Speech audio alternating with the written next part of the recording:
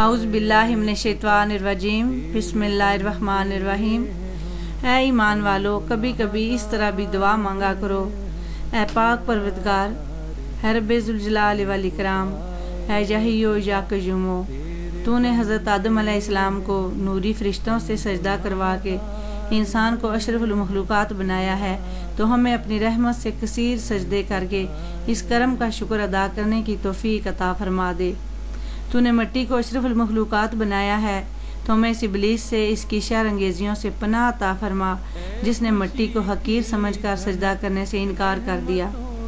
تو نے مٹی کو اشرف المخلوقات بنایا ہے، تو اپنی اور اپنے رسول صلی اللہ علیہ وآلہ وسلم کی رضا حاصل کرنے کی توفیق عطا فرما۔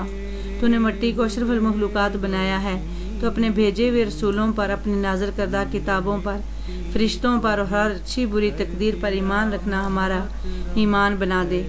تو نے مٹی کو اشرف المخلوقات بنایا ہے، تو اپنے نبی صلی اللہ علیہ وآلہ وسلم کی لائی ہوئی شریعت پر عمل کرنا ہمارا ایمان بنا دے۔ تو نے مٹی کو اشرف المخلوقات بنایا ہے، تو قرآن عظیم الشان کو ضابطہ حیات بنا کر عمل پیرا ہونے کی توفیق عطا فرما دے۔ تو نے مٹی کو اشرف المخلوقات بنایا ہے، تو قرآن کریم کے نازل کردہ حلال و حرام احکام کو جاننے کی، سمجھنے کی، اس پر عمل کرنے کی توفیق عطا فرما دے۔ تو نے مٹی کو اشرف المخلوقات بنایا ہے، تو اپنے نازل کردہ تمام احکام اور فرائض کو مکمل پورا کرنے کی توفیق عطا فرما دے۔ تو نے مٹی کو اشرف المخلوقات بنایا ہے، تو والدین کی خدمت کرنے اور ان سے دعائیں لینے کی توفیق عطا فرما دے۔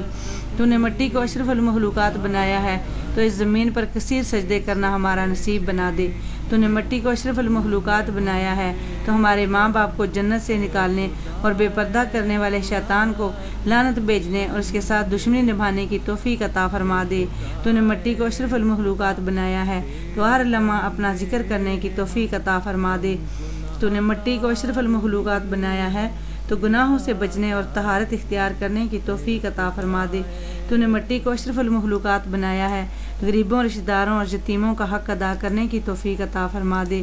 تو نے مٹی کو اشرف المخلوقات بنایا ہے، تو دنیا میں بھی پرہیزگاروں کے ساتھ نسبت عطا فرما اور آخرت میں بھی اس نسبت کا صلہ عطا فرما۔